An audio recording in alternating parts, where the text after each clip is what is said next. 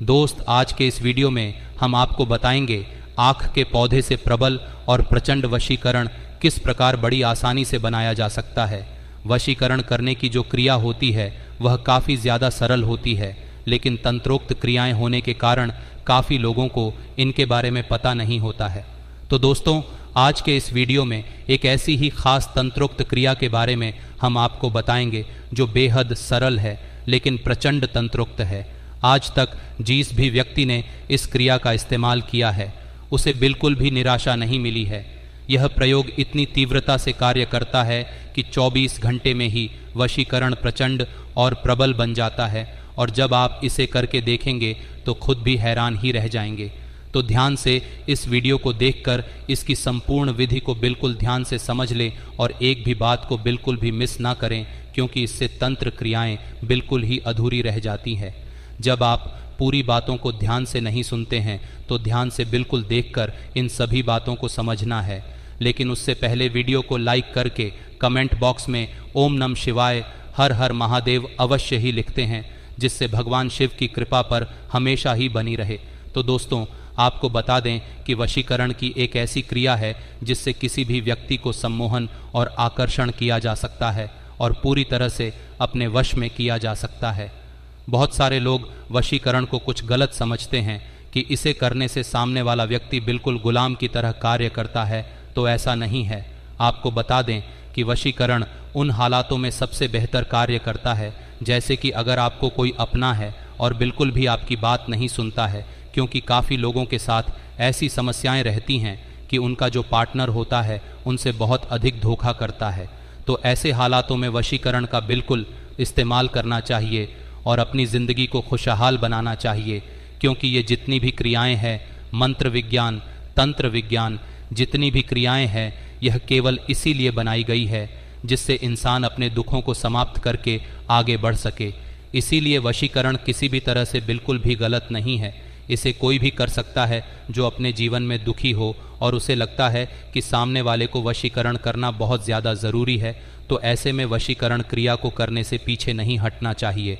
दूसरी बात, आप ये जान लें कि जब भी आप वशीकरण करें तो ये बात ध्यान रखनी है कि किसी का भी बुरा करने के लिए बिल्कुल भी वशीकरण को नहीं करना है। वशीकरण को केवल तभी करना है जब सामने वाले व्यक्ति का भी उसमें फ़ायदा हो, यानी कि जैसे काफ़ी लोग पति पत्नी आदि होते हैं या कुछ ना कुछ रिलेशनशिप होता है, तो उन हालातों में वशीकरण कर लेना चाहिए। लेकिन जब दूसरे का नुकसान होने वाला हो तो ऐसे में वशीकरण बिल्कुल भी ना करें। आपको बता दें कि वशीकरण बड़ी ही ज़्यादा सात्विक क्रिया है, यानी कि बहुत ही ज़्यादा पवित्र क्रिया है, और इसे बिल्कुल पवित्र तरीके से ही करना चाहिए। इसे बिल्कुल भी गंदा समझकर या गंदे कार्य के लिए बिल्कुल भी ना करें। तो इसीलिए आपको इस क्रिया को बिल्कुल भी मिसयूज़ नहीं करना है। अब आप ये जान लें कि इस क्रिया को करने के लिए किस प्रकार के नियम होना आवश्यक है। सबसे पहले तो जिस दिन आप इस क्रिया को करेंगे उस दिन सोमवार का होना चाहिए। उस दिन आपको व्रत रखना है। सबसे पहले भगवान शिव के मंदिर में जाना है, शिवलिंग पर एक लोटा जल चढ़ाना है और भगवान शिव से प्रार्थना करनी है कि आप वशीकरण क्रिया करने जा रहे हैं उसमें आपको सफलता प्रदान करें। इस प्रकार शिवलिंग पर एक लोटा जल चढ़ाने के बाद नंदी के कान में भी आपको आते समय यही चीज़ें बोलनी है कि आप वशीकरण क्रिया करने जा रहे हैं, उसमें आपको सफलता प्राप्त हो। इस प्रकार की प्रार्थना आपको करनी है। इसके बाद आपको कहीं पर ऐसी जगह जाना है जहाँ पर आक के पौधे होते हैं। आंकड़े के पौधे आपको तलाश करने हैं, तो ऐसे स्थान पर आपको जाना है जहाँ पर कोई भी आपको बिल्कुल भी डिस्टर्ब ना करे। अब आपको बता दें कि आक का जो पौधा होता है वो काफ़ी जगह सुनसान जगहों पर ही बहुत सारे अधिक मिल जाते हैं, तो इसमें किसी भी प्रकार की परेशानी नहीं है। बड़ी आसानी से आप इसे कहीं भी ढूंढ सकते हैं। आक का पौधा ढूंढ लेने के बाद आपको इस वृक्ष को एक लोटा जल चढ़ा देना है और प्रार्थना करनी है उस पौधे से कि हे वृक्षराज, मैं जो वशीकरण क्रिया करने जा रहा हूँ या करने जा रही हूँ उसमें मुझे सफलता प्राप्त हो, कृपया मुझ पर अपनी कृपा बरसाएं। बस इस प्रकार भूलकर आपको आंकड़े का जो पौधा है उसके जो 2 पत्ते आपको ऐसे देखने हैं जिनकी दिशा पूर्व और पश्चिम की ओर होनी चाहिए, यानी कि एक पत्ता पूर्व की ओर हो और एक पत्ता पश्चिम की ओर हो। ऐसा देख लेने के बाद बिल्कुल साफ सुथरे पत्ते, उनको अच्छी तरह पानी से धोकर, इसीलिए आपको लोटे में जल लेकर जाना है। उन्हें धोकर एक पत्ते पर आपको अपना नाम लिखना है और दूसरे पत्ते पर आपको अपने पार्टनर का या जिस भी व्यक्ति को आप अपनी ओर सम्मोहन करना चाहते हैं, वशीकरण करना चाहते हैं, उसका नाम आप लिख सकते हैं। ऐसा करने के बाद ये आपको ध्यान रखना है कि हल्दी का इस्तेमाल आपको करना है और हल्दी आपको बिल्कुल भी पाउडर वाली नहीं लेनी है। तो इसीलिए जो एक अदरक की तरह हल्दी आती है उस तरह की हल्दी आपको ले लेनी है और उसी हल्दी को पीस कर यानी कि पत्थर पर उसे घिसना है, खुद ही सारी क्रियाएं को करना है। बिल्कुल भी पाउडर वाली हल्दी का इस्तेमाल आपको नहीं करना है।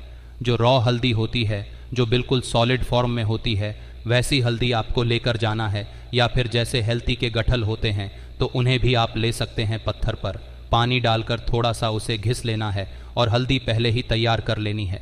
वहाँ पर जाकर तैयार करने की आवश्यकता नहीं है। ये सभी चीज़ें आप पहले ही प्रिपेयर करके अपने घर से ही लेकर जा सकते हैं।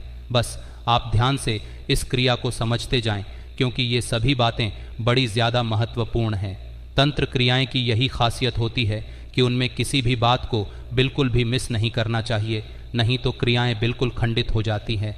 इसीलिए बिल्कुल ध्यान से क्रिया को आपको करना है, जिससे आपको पूर्ण रूप से लाभ मिले। और जिस भी व्यक्ति को आप वशीकरण करना चाहते हैं वह आपके वश में हो जाए, क्योंकि बहुत सारे लोग हमसे इस बारे में पूछते हैं और बहुत ही ज़्यादा अधिक परेशान रहते हैं, कोई भी कार्य नहीं कर पाते हैं, खाना पीना आदि सब उनका जाता है।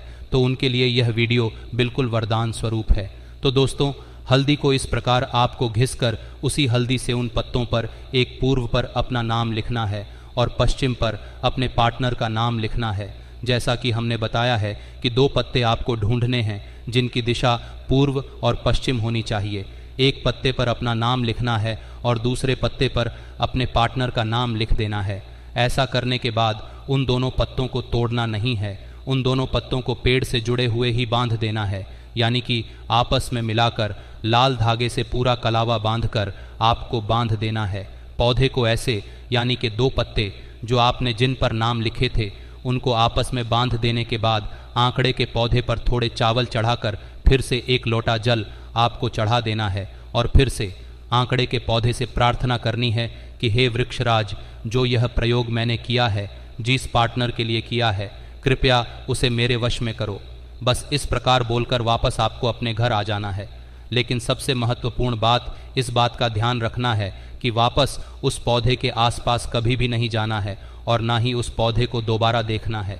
जैसे ही आप उस पौधे को क्रिया करके अपनी पीठ फेर लेंगे, उसके बाद दोबारा उस पौधे को भूल कर भी नहीं देखना है। बस यही सबसे महत्वपूर्ण क्रिया है। इसी प्रकार आपको इस प्रयोग को करना है, इसीलिए घर से दूर करना है जहाँ पर आपका बिल्कुल भी आना जाना ना हुआ करें।